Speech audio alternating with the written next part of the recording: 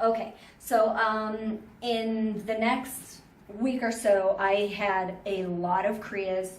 I was not scared at any point. I looked back to, okay, so when I was reading about the Dark Night of the Soul, I'm going to say her name, Betsy Raber, and she wrote the book Our Light Body. I found it on the internet, ourlightbody.com by Betsy Raber. I was reading the section only about the Dark Night of the Soul, and I saw Kundalini Kriyas, and it said that when you go into a meditative state, you begin to have these spontaneous movements. And I just glazed over it at the time, and I thought, well, that's some weird yoga shit. I don't do yoga really anymore that much, and I don't do that meditative deep stuff. I don't understand why your body would be moving without you. And I just moved on. But the Dark Night of the Soul stuff matched my experience to a T. So I felt that this author knew exactly what they were talking about. So fast forward to the few months, I actually began having Kundalini Kriyas. They were very wild. The first week or so, they were actually going through so much clearing. I'm not going to get into specifics on that now, but what I will do is talk about the destroyer energy and how it came along very fierce. Within a couple months, I developed not only the posturing in my Kriyas of something trying to move itself through the chakra system. So the neck and head went back and forth. I had dry heaving, stuff like that. Breathing that went back.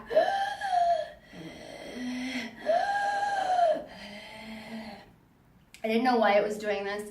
It was not painful. It didn't feel bad, but it felt like a purging. And so I would go through an emotional Kriya where there would be tears or laughter. Sometimes I would be saying certain things that seemed to be about another lifetime, about fun or happiness or even pain. And then a dry heaving would come on. The first week or two was extremely intense. The destroyer energy came along eventually with vocal Kriyas. I have a Kriya video on YouTube that scared the shit out of people that I have not taken down, and I don't plan to because, and this is why I'm doing these videos as well, because it's important to see that this process of purging looks wild. It looks crazy, it looks fierce, and you're gonna be fine.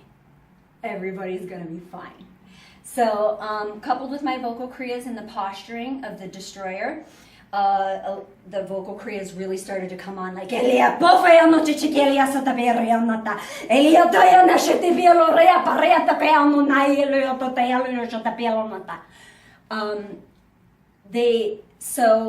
they came on very strong like that. I still wasn't scared. Other people were. Because of how it sounds, how it looks. They, of course, attribute it to the only thing that anybody's ever been taught about in this society, which is demonic possession or entities or all these videos, the movies that you see on TV, and automatically they say this person's possessed. With a Kriya, I can control it or not. So the mind structure can always override it if the person is grounded and used to doing it. At first, that may not be the case. So if you're having Kundalini Kriyas and they're difficult to control, don't worry. They're eventually going to merge. Anyways, so at first, a lot of the energy was very raw and looked very forceful and violent like that, and aggressive like that. It was sending tones and movement to the body to destroy the old molecular structure that was Angela Baird. So the DNA flips a switch that says this person wants to unravel their identity.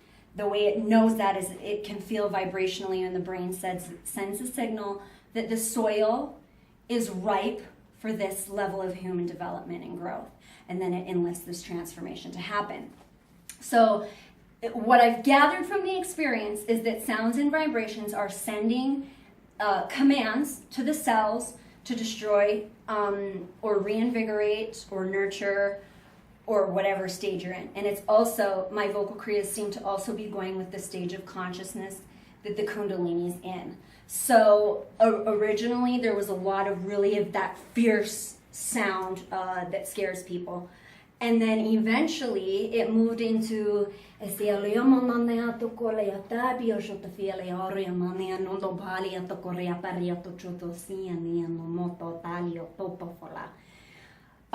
other Kriyas.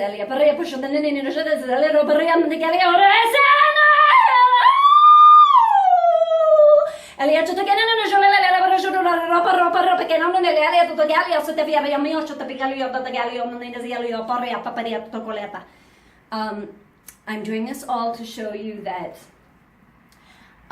vocal Kriyas you can become in and out of. In the past, people have thought of them as speaking tongues.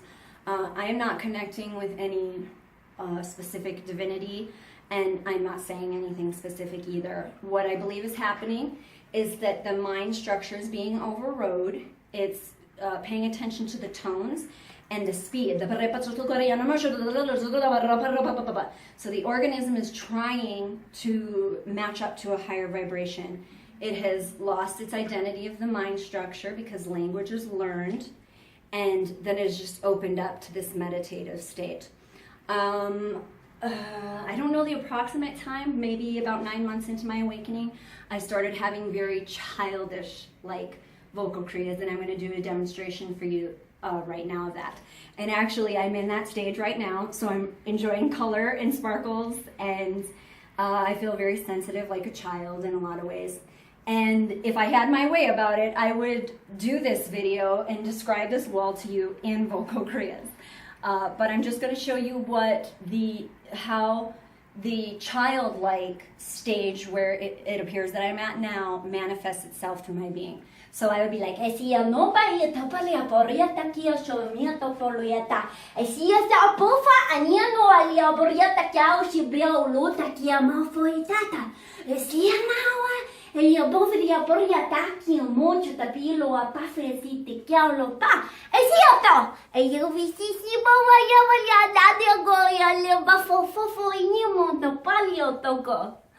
so that's when it's in that childish stage. I really like to talk about my dog. That's my dog. So that appears to be the level of kind of rebirth that I'm at now after going more of the destructive phase. I very rarely have but when it comes on, it's okay. It's also a very grounding tonality. And the other reason is because I had been, what I figured out looking back, putting the pieces to the puzzle, is that I had been in my heart chakra for about 7 years. And in that, you often compromise your truth for other people's feelings and to be nurturing, and even your own feelings you compromise. So when the truth starts to come up out of the chakra system and it has been over nurturing, there are feelings of anger. And what I've known from working with my experience, it's very in-depth. It absolutely requires mind, heart, body, and soul. The process of Kundalini Awakening requires every facet of who you are. And what I have discovered is that you work closely with the emotions and what's going on in the physical organism. So anger was one of the emotions that I have the hardest time dealing with. I don't have a hard time necessarily expressing it just because I'm fairly articulate. So the problem is when I hold myself back and I hold myself back and I think it's wrong and that I don't have a right to speak my truth. And then we all know when we finally do get angry and it comes out in such a hurtful way to the other person or the other parties. And it's not an effective way of communicating. So posturing myself like this in a very grounded and strong way, I believe, and through the vocal Kriyas, was a declaration that I have a right to be here. I have a right to my own journey. I have a right to take up space on this planet. I have a right to speak my truth. There were people in my life, there still are, that I really had to kind of hold back my journey for. Even strangers, as I put out my Kundalini Kriya videos, a lot of people try to tell me what I'm doing wrong, or that I'm lying, or this, that, or the other. And so there needs to be a confidence of a healthy ego that says, I have a right to become the being of my highest good, whether you recognize it or not. And what I'm doing there is very hard for a person who mostly lived in their nurturing centers. So anyways, the Kundalini Kriyas begin to clear out the chakra system. As it releases from the base of the spine and it moves through the sacral and the solar plexus, one of the first Kundalini Kriyas that most people get is a kicking in their stomach like this. I actually had this Kriya throughout different parts of my life, especially when I underwent really bad vertigo. Vertigo also was a manifestation of the Kundalini doing work in the brain to rewire. So when we rewire the brain from duality, which is this right, wrong, good and bad, our judgment, which is what the mind does, and the brain rewires towards unity consciousness, which is that we are the clay, and every experience we went through was meant to submit us to a new aspect of our being, and that this is a process along the path. When the brain rewires, it sends a command that the soil is right for this. And the body, the organism itself, begins to break down that molecular structure. The Kundalini energy rising up shakes through the whole entire spine and through the head. So the neck one is Kundalini energy moving through there.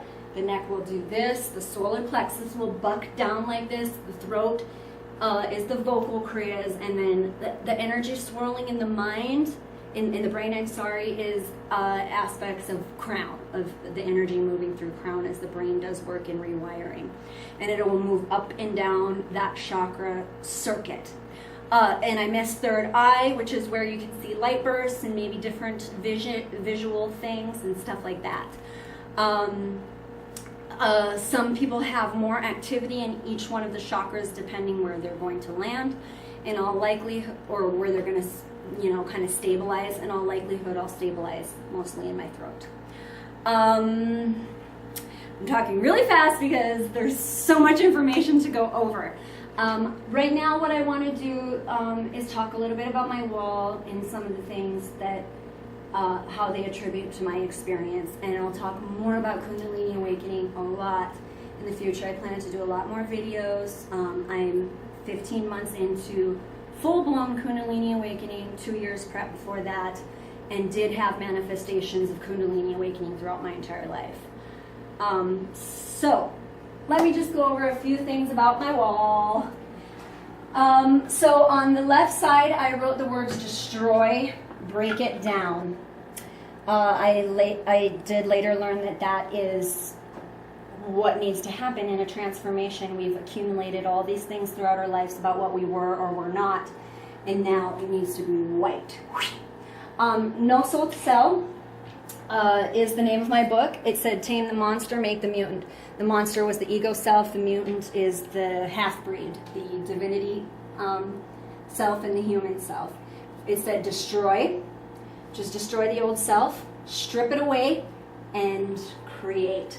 So that's what's happening in the chakra system. I've heard it described as like a mop wringing something out. So the structure that comprised who Angela was is now breaking down, and the dry heaving and the pushing through the solar plexus and stuff is almost like the chakra system, the subtle channels have been destroyed, and now the body is pushing it out. The dry heaving, and also I went through fluish-like symptoms, temperature, and the other way that stuff gets expelled when the body is trying to push something out.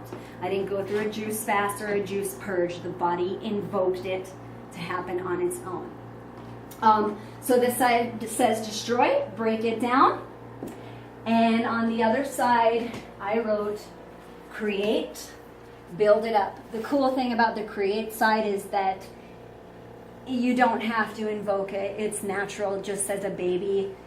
We don't choose a baby's eye color or hair color or their personality, but we just see this new being come out of two people, and it's a miracle. It's just a freaking miracle. We live miracles every day. And so as the new being, after the destroy is the hard part. That's where it takes what I wrote here, which is concentrated power of will.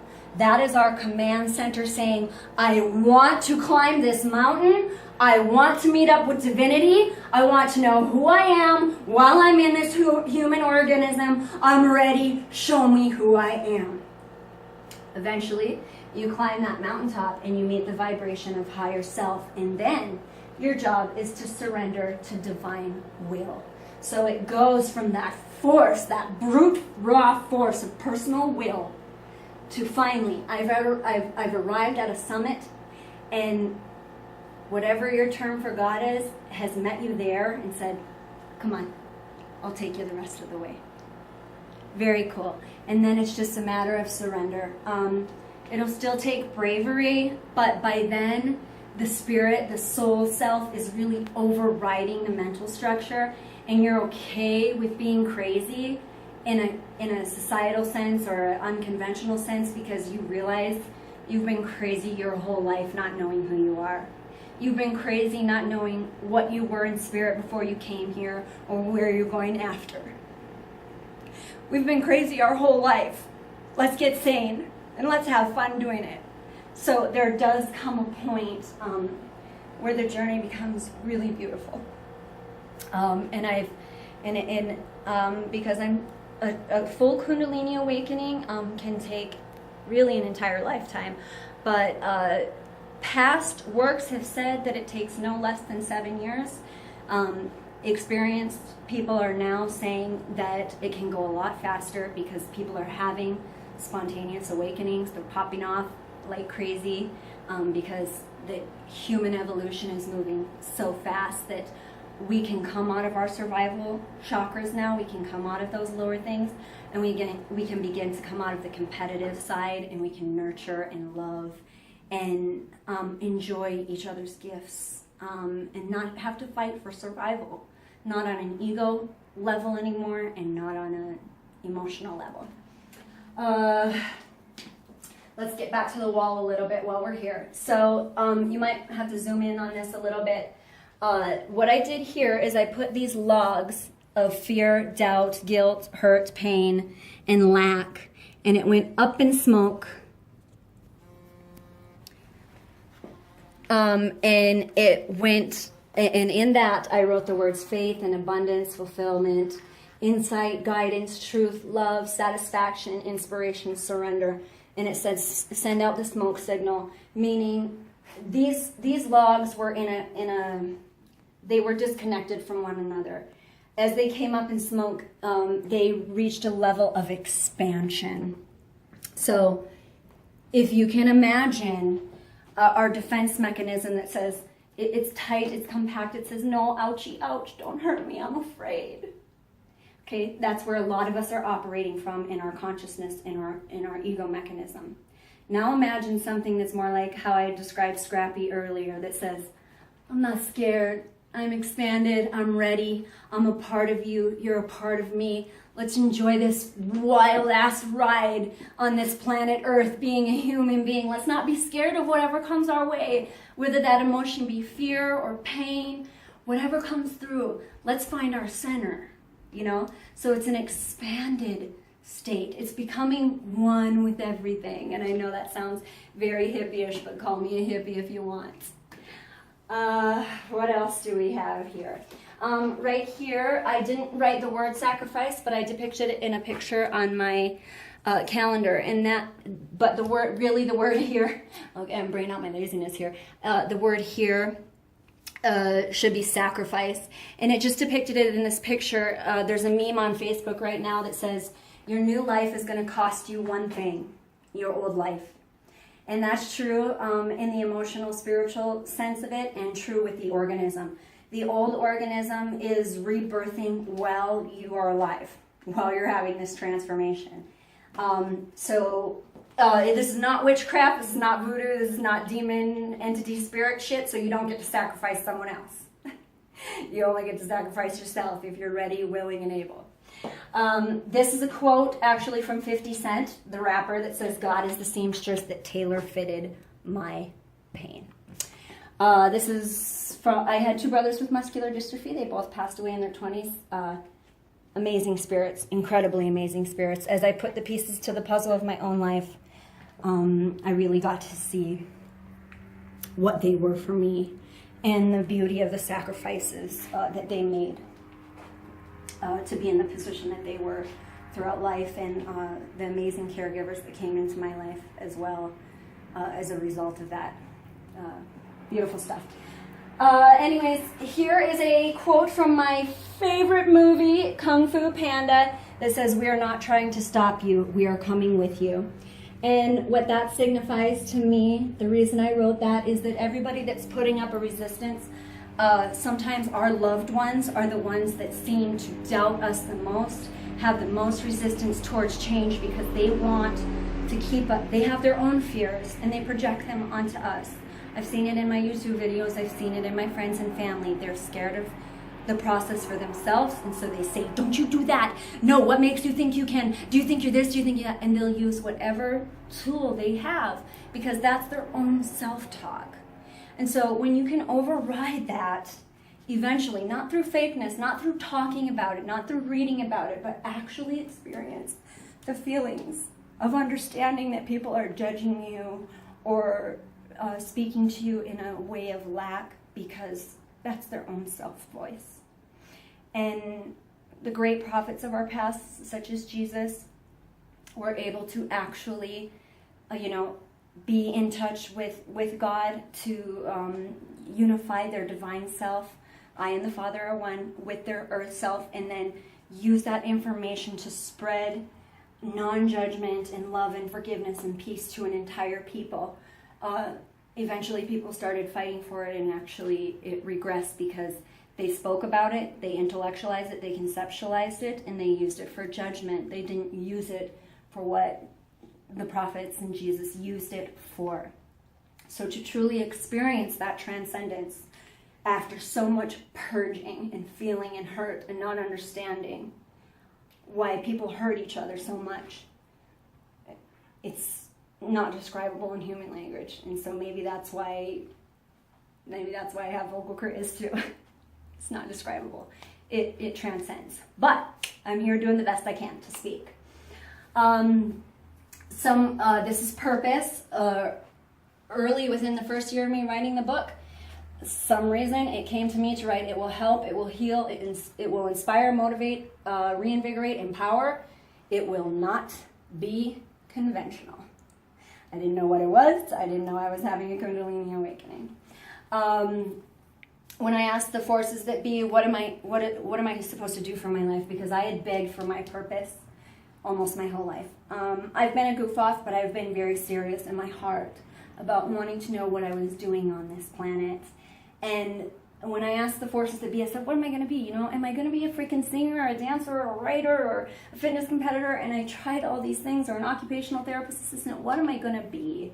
And something wrote back in my journaling, higher self wrote back in my journaling, something is going to happen to you that will be brand spanking new.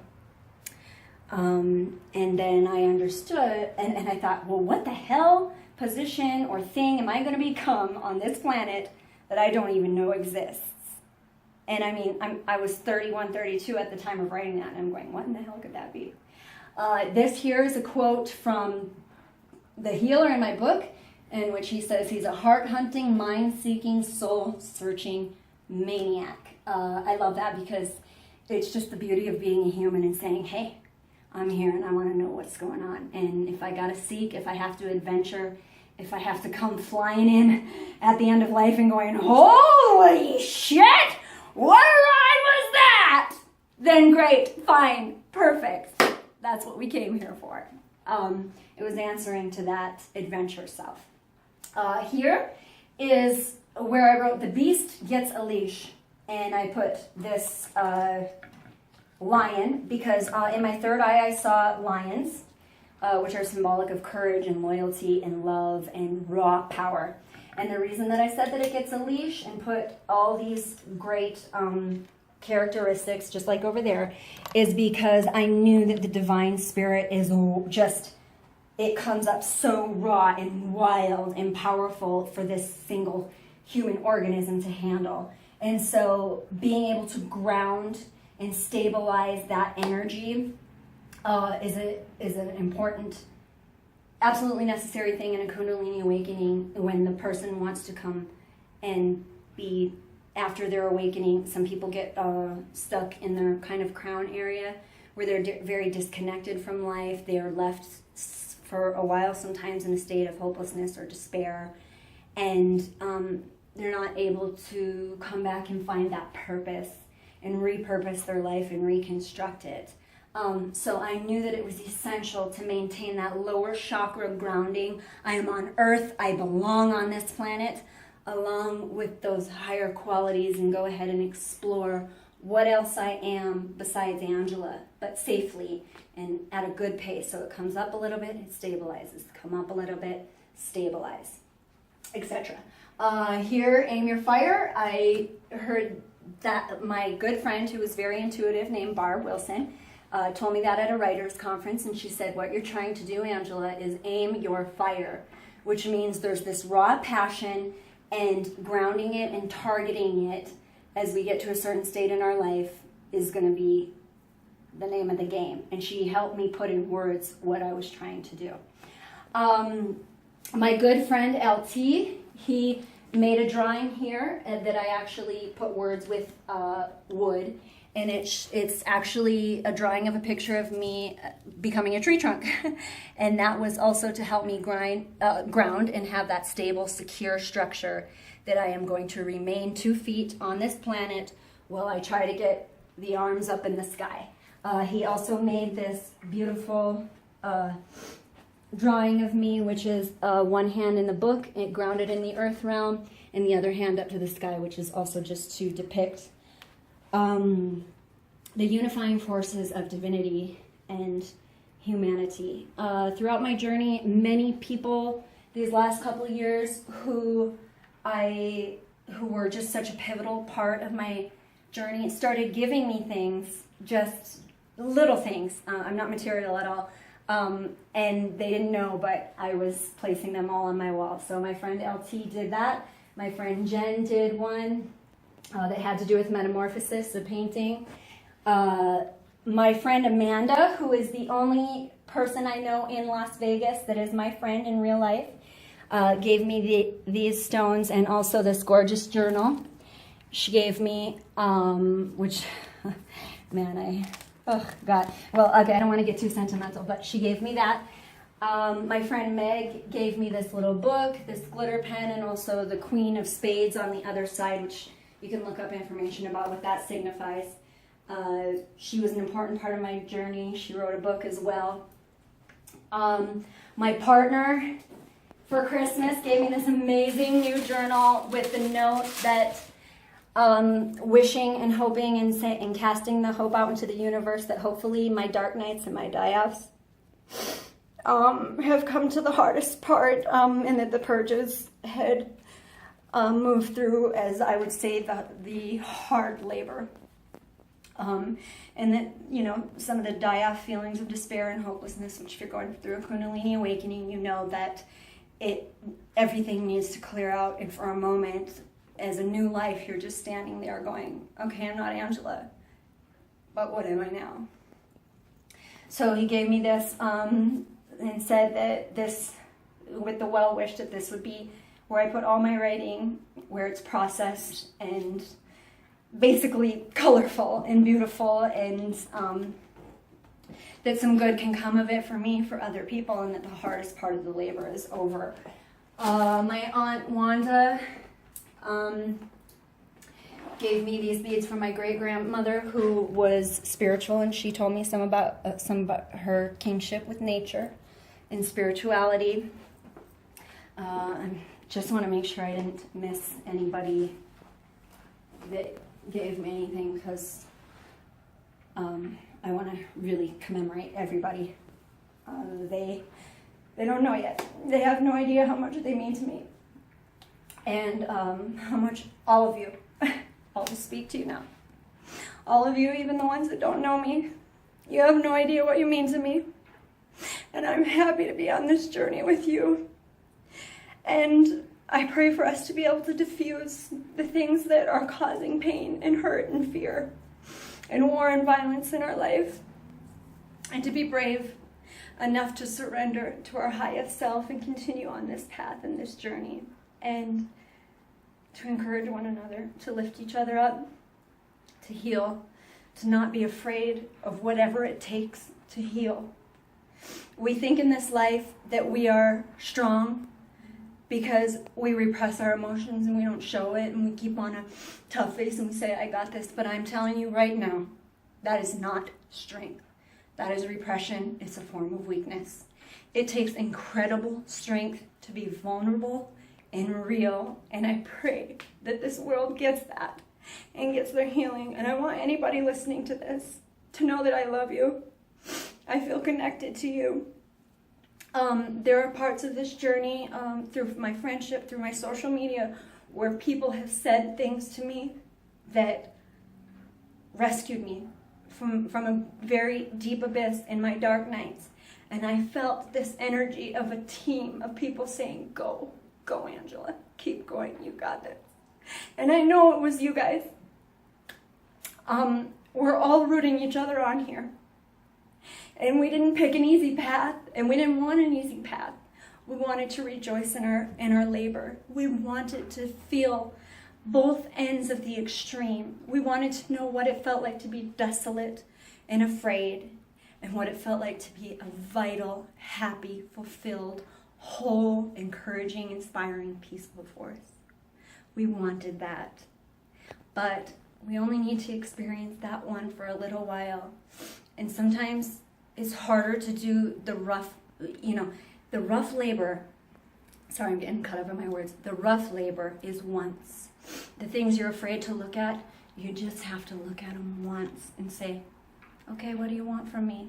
What are you here to teach me? I'm ready to face it. We run to get ready to fight. So we flight until we get ready to fight and turn around and say, I'm ready to answer to every lesson. And so I wish everybody strength, courage, peace, resilience, and the most important thing, faith, trust, and surrender in all your journeys. I love you guys. Thank you so much for listening. Mwah.